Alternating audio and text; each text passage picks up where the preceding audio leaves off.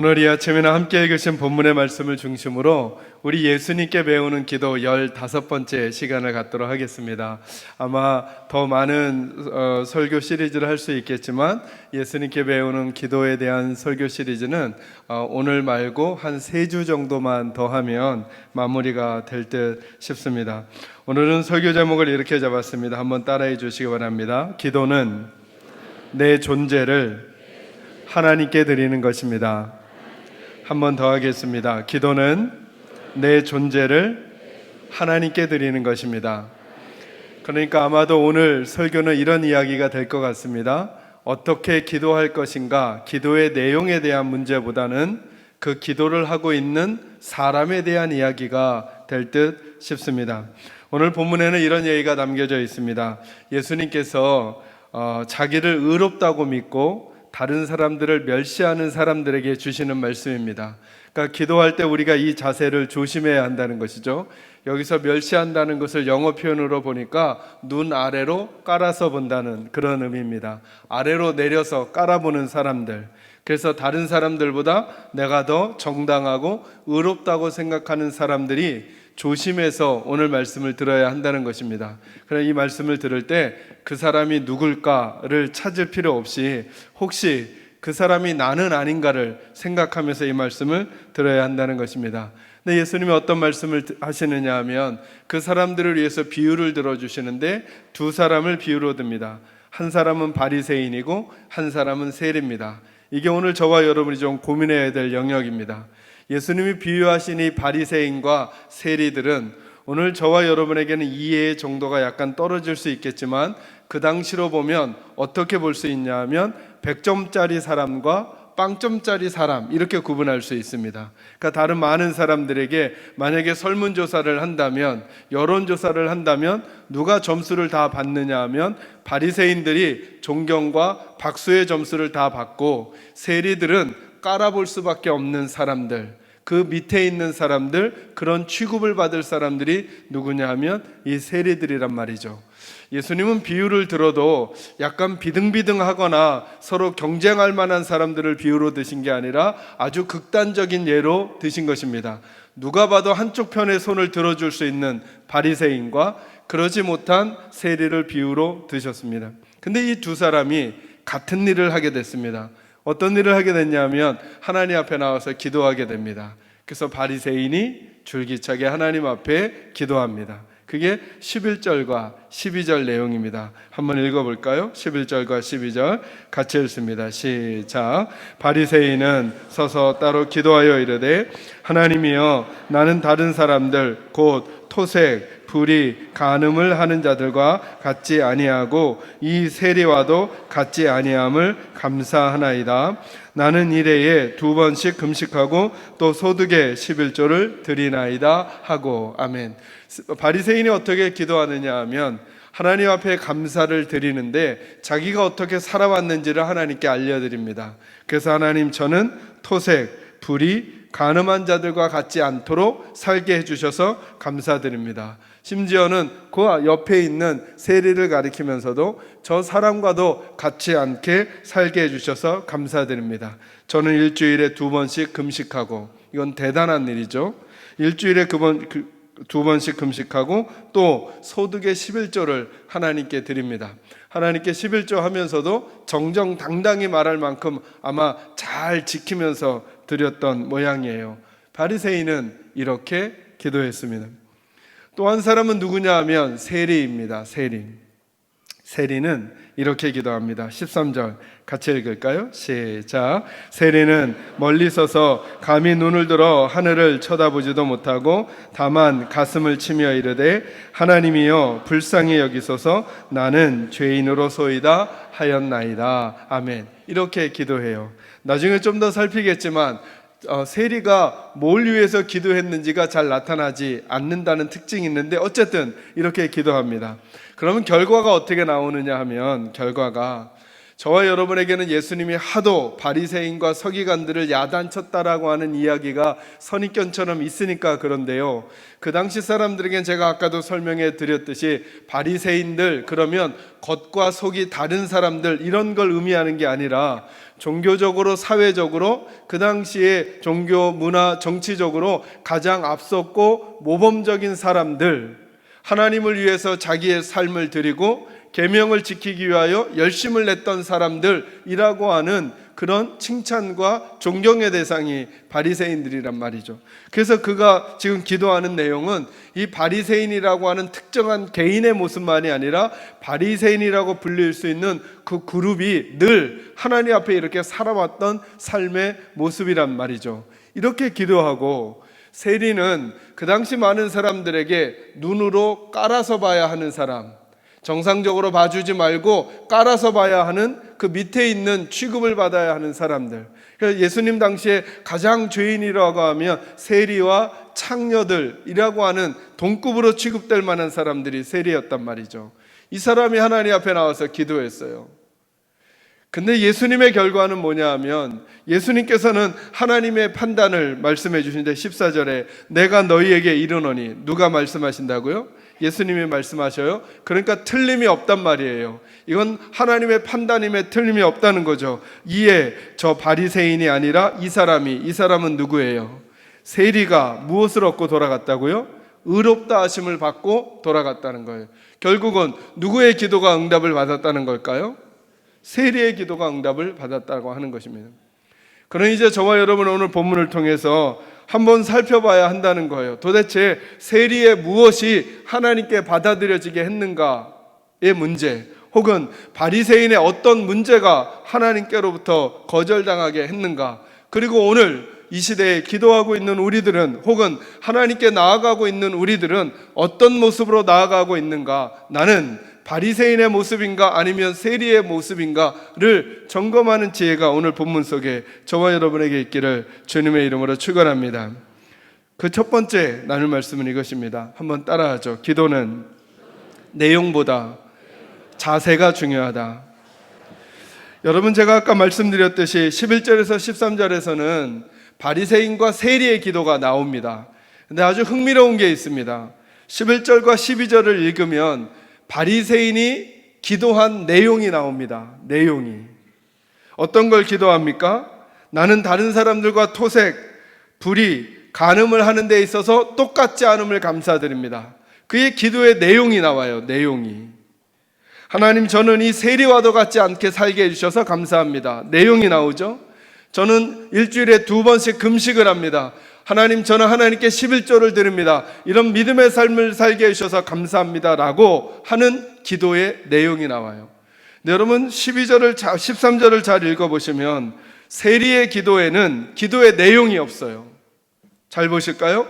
세리는 멀리 서서 감히 눈을 들어 하늘을 쳐다보지도 못하고 다만 가슴을 치며 이르되 하나님이여 불쌍히 여기소서 나는 죄인으로소이다 라고 말합니다. 기도의 내용이 없어요. 기도의 내용이 없고 단지 무엇만 있냐 하면 하나님께 나아가는 그의 모습만 있다는 거예요. 모습만. 그러니 사랑하는 성도 여러분, 저희도 한번 생각해 봐야 한다는 것입니다. 그들이 어떻게 기도하고 있는가? 여러분, 오늘 본문은 기도에 대한 모든 얘기를 하는 것은 아니에요. 그러나 기도에 있어서 매우 중요한 영역을 저희들에게 말씀하고 싶은 거죠. 우리는 하나님께 기도할 때 어떤 것을 기도할까? 기도의 내용에 대한 신경을 많이 써요. 내가 말로 어떻게 표현했을까? 내가 이걸 어떻게 알려드려야 할까라고 하는 것에 생각을 많이 할 수 있어요. 예수님을 처음 믿는 분이나 혹은 예수님을 오래 믿은 분이나 다 어떻게 기도할까에 대한 고민이 많아요. 근데 오늘 본문을 보니까 바리새인은, 우리가 생각할 게 뭐냐면 바리새인은 거절당했다는 것이고 세리는 받아들여졌다는 거예요. 그리고 예수님은 의도적으로 그들의 모습 속에 이 두 가지 다른 모습을 기록하고 있는 거예요.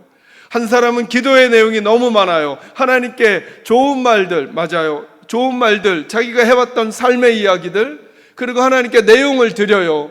근데 한 사람은 드릴 내용이 없어요. 그냥 그의 모습만을 기록하고 있다는 것이죠. 무엇을 말하는 것입니까?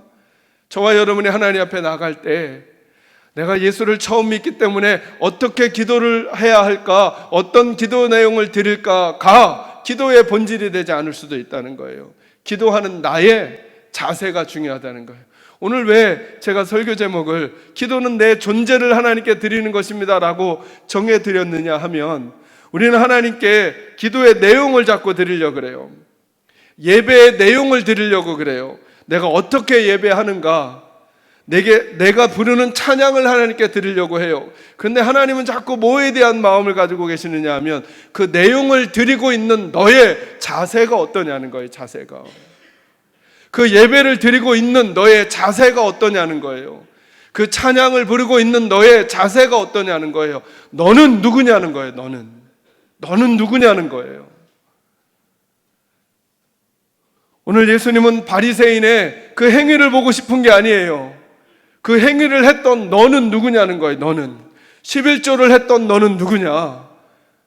금식을 일주일에 2번 했던 너는 누구냐? 저 바리새인 세리와 비교하고 있는 너는 누구냐? 다른 사람들과 같이 토색하고 불의하지 않고 간음하지 않았다고 말하고 있는 너는 내 앞에 누구냐?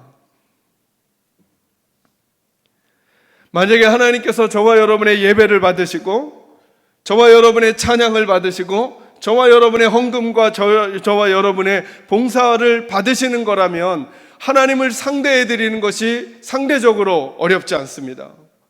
예배 시간에 나와서 묵도할 때부터 축도할 때까지 정성껏 자세를 취하고 열심히 찬양을 부르고 기도할 때 아멘을 크게 하고, 그것도 쉽지는 않아요. 설교할 때 목사님의 말씀을 집중해서 듣고 하는 것으로 하나님을 상대해 드릴 수 있다면 차라리 이것은 쉬울지도 몰라요. 기도할 때 멋진 문구들을 가지고 기도를 할 수 있다면, 그래서 그것으로 하나님을 대우해 드릴 수 있다면 우리는 좋은 기도의 설레문들, 그리고 기도문들을 찾아서 좋은 문구로 가지고 우리의 말로 기도할 수 있겠죠. 그래서 하나님을 감동시킬 수 있다면 그건 차라리 쉬운 일이 될지도 몰라요. 우리 지갑에 있는 돈으로, 헌금으로 하나님을 감동시킬 수 있다면 차라리 그 방법이 훨씬 쉬울 수도 있겠어요. 근데 오늘 본문에 그렇게 했던 사람이 누구냐면 바리새인이란 말이죠. 그는 토색하지 않았어요. 그는 불의하지 않았어요. 그는 간음하지 않았어요. 그는 저 세리와도 같지 않아요. 그는 일주일에 2번씩 금식을 하고 소득의 11조를 드려요. 이것도 하기 쉽지 않은 일이에요. 그러나 그렇게 한 바리새인을 하나님은 거절하셨어요. 왜요? 이걸 물으신 거죠. 토색하지 않은 너는 누구냐는 거예요. 내 앞에서. 불의하지 않은 너는 내 앞에서는 누구냐는 거예요. 너는 너의 존재를 내게 주지 않고 네가 한 행동을 나에게 주고 나를 설득하려고 하고 있다. 이게 하나님의 마음인 거죠.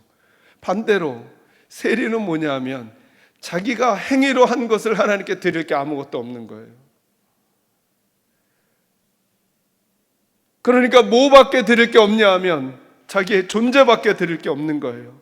찢기고 상처받고 실패하고 넘어지고 다른 사람들에게 멸시받고 손가락질받고, 그리고 그것을 무딘 감정으로 짓이기면서 내 인생에 이기적으로 살아왔던 그냥 나라고 하는 존재를 그냥 하나님께 딱 드린 거죠.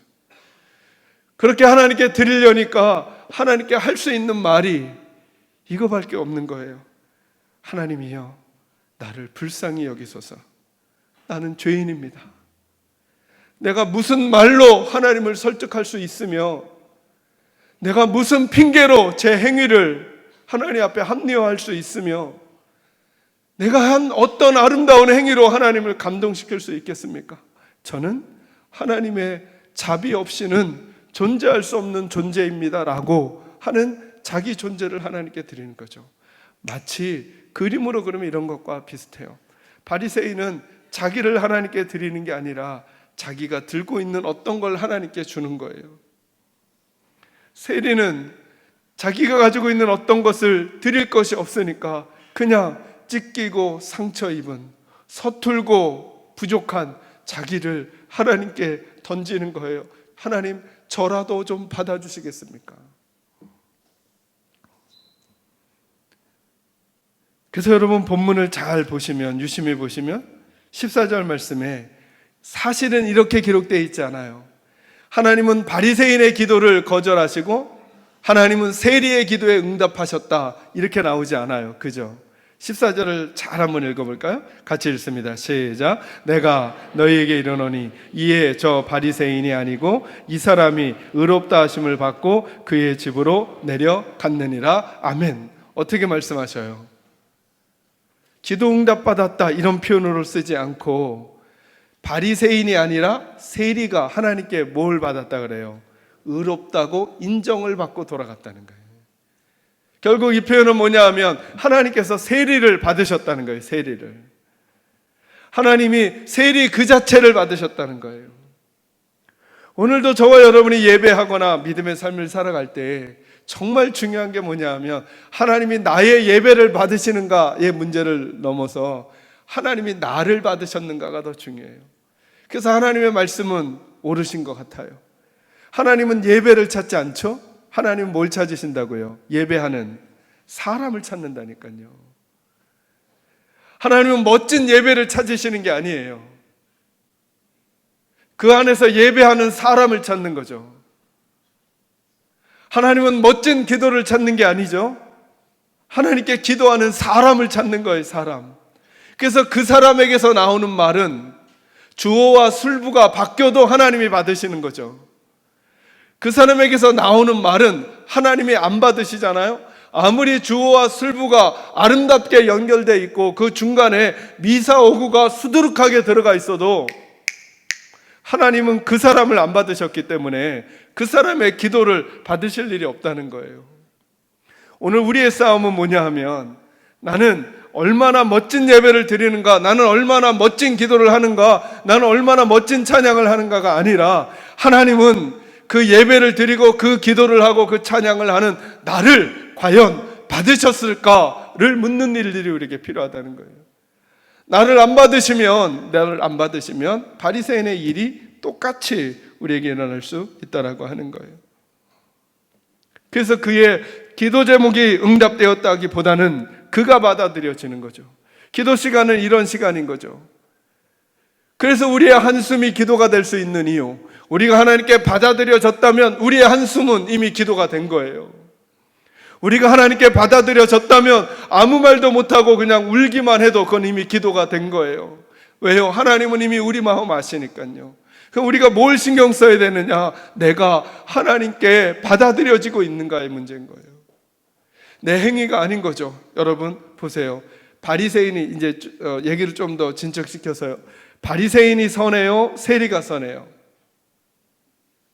있는 그대로 평가하면요. 자, 바리새인은 어떻게 살았어요? 토색하지 않고 불의하지 않고 간음하지 않았어요.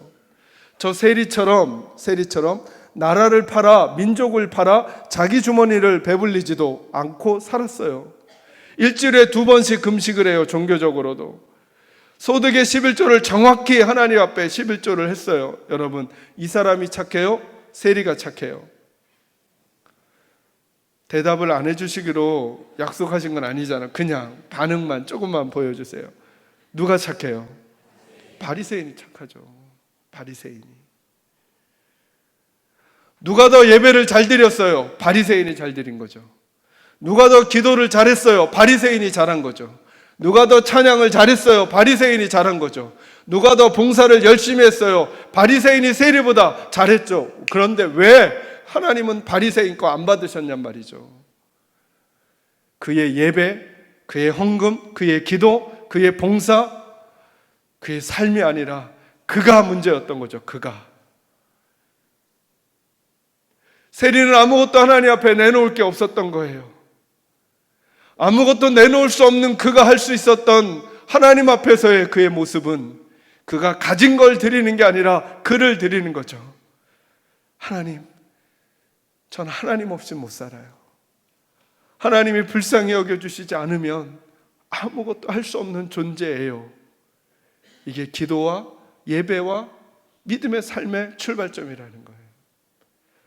시간이 지나서 저와 여러분의 믿음의 경험이 쌓이고 경륜이 쌓이면서 자꾸 우리 마음속에 혹시 이런 마음이 드나요? 아, 내가 가지고 있는 믿음의 색깔이 바르고 옳은 거야 라고 나를 의롭다고 믿고, 나와 다르게 생각하는 사람 혹은 다른 교단의 사람, 다른 색깔의 사람을 룩다운, 아래로 깔아보면서 우리 마음속에 언제부턴가 내가 가지고 있는 내 생각의 틀, 내가 행하고 있는 내 행함의 틀이 더 의롭고 정당하다라고 하는 마음 때문에 혹시 나를 의롭다고 믿고 다른 사람을 멸시하는 태도를 가진 사람이라면 그의 예배나 그의 기도, 그의 헌금, 그의 봉사가 아무리 유려하고 아무리 규모 있고 아무리 좋아 보여도 오늘 이런 결과를 낳을 수 있다고 하나님 우리에게 말씀해 주는 거예요. 하나님은 우리를 받고 싶으신 거죠. 그 구약 성경에 아버지 하나님이 찾으시는 제사는 상한 심령이다 이렇게 말하죠. 상한 심령이 뭘까요? 깨어진 마음, 부족한 마음, 하나님이 아니면 채워지지 않는 마음을 가진 그 사람을 하나님이 찾으시는 거예요. 저는 우리 사랑하는 계산제일교 식구들이 어떤 삶의 상황을 살아가든 하나님 없인 내가 살 수 없다라고 하는 그 마음으로 하나님 앞에 우리의 존재를 드리는 기도, 예배, 찬양이 될 수 있기를 주님의 이름으로 축원합니다. 이제 한 가지만 더 하겠습니다. 그게 뭐냐 하면, 그런데 저와 여러분에게 이해가 되지 않는 건 이거죠. 이렇게 하면 꼭 이런 마음이 들 수 있어요. 그러면 목사님, 이제부터 세리처럼 살다가 나를 드릴까요? 여러분, 하나님이 세리를 받으신 이유가 뭘까요? 바리새인처럼 살지 않았기 때문일까요? 아니면 그의 자세가 하나님 앞에 왔을 때 자기 존재를 드렸기 때문일까요? 제가 짓궂은 질문을 했어요. 만약에 바리새인과 세리가 와서 하나님께 기도한데, 바리새인은 토색 불이 간음하지 않았어요. 여러분, 토색 불이 간음하면 되나요? 안 되나요? 안 되죠. 안 했으니 이건 잘한 일이죠. 세리처럼 물질적인 혹은 사회적 지위를 얻어내려고 국가와 민족 그리고 백성들을 배반하는 일을 하면 안 되는 거죠. 잘한 일이죠. 그죠? 소득의 11조를 하고 금식하는 거 잘한 일이죠. 그랬던 바리새인이 이렇게 기도하는 거예요. 하나님께. 하나님, 제가 한 건 아무것도 아니에요.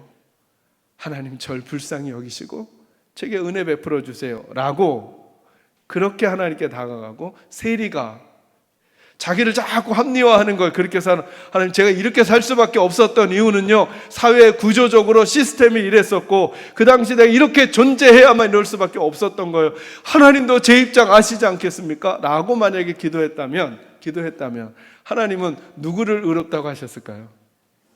그죠? 그러니까 결국 뭐가 문제였냐 하면 세리처럼 살아도 된다는 문제를 지금 본문은 얘기하는 건 아닌 거예요. 그죠? 바리새인처럼 사는 게 나쁘다는 얘기를 지금 본문이 하는 건 아닌 거죠. 뭘 말하는 거죠? 그렇게 산 이유, 그 존재가 하나님 앞에 어떤 마음을 가지고 있냐는 거예요. 그렇게 산 그 존재가 다른 이에게 어떤 마음을 가지고 있냐는 거예요. 얘기가 길어질까 봐 더 말씀을 나눌 수는 없지만, 지금 오늘 본문은 두 사람이 하나님께 나오는 문제인데, 하나님은 그 하나님께 나오는 문제를 누구와 연관해서 이 사람을 설명하냐 하면, 다른 사람들을 멸시하고 자기를 의롭다고 여기는 타인과의 관계에서 가지고 있는 태도를 하나님과의 관계로 하나님께서 보신다는 거예요. 그러니 우리 사랑하는 계산제일교 식구들은 그러면 이제 이렇게 살아가야 하겠다는 거죠. 우리에게 착한 행실이 필요 없다는 게 아니에요. 누구보다도 예배를 더 성실하게 드리고, 누구보다도 하나님 앞에 기도를 더 열심히 아름다운 언어로 하고, 누구보다도 하나님 앞에 열심히 찬양하고 복되게 하나님 앞에 은혜 얻는 삶을 살려고 노력해야죠. 이 생활이 필요 없다는 게 아니에요. 그럼에도 불구하고 아버지 하나님 앞에 우리가 나아갈 때는, 나의 이 노래가, 나의 이 기도가, 나의 이 열심이 하나님의 마음을 움직여 내게 복을 가져올 거야가 아니라, 온전히 하나님의 은혜만이 나를 살릴 수 있다는, 하나님의 은혜만이 나를 새롭게 할 수 있다는 그 태도와 자세를, 우리가 낮은 자, 세리처럼 취급받고 있는 인생을 살든 아니면 바리새인들처럼 당당해 보이는 삶을 살고 있던 하나님 앞에서는 이 모든 마음 내려놓지 않고는 그가 어떤 인생을 살았든 하나님 앞에 받아들여질 수 없다라고 하는 사실을 깨달아야 한다는 거예요. 동시에 어떤 인생을 살았든 아버지 하나님 앞에 자기의 존재를 드리는 순간 합리화하거나 분치를 하거나 변장을 하거나 하지 아니하고 자기 존재를 드리는 순간 새로운 출발이 가능하다고 하는 사실을 기억해야 한다는 것입니다. 그러니까 여러분, 오늘 말씀은 그래서 어찌 보면 두려움과 동시에 감사가 공존하는 본문이 될 수 있어요. 만약에 혹시라도 여러분들 중에 그래, 나 정도, 이 정도 되면 믿음 생활 제대로 바르게 성경의 기준에 따라 나름대로 잘 하는 거지 라고 하는 마음이 제 메시지를 듣는 순간 조금이라도 들었다면 여러분이 세리 쪽에 속하고 있는 건 아닌가 두려움을 느끼셔야 해요.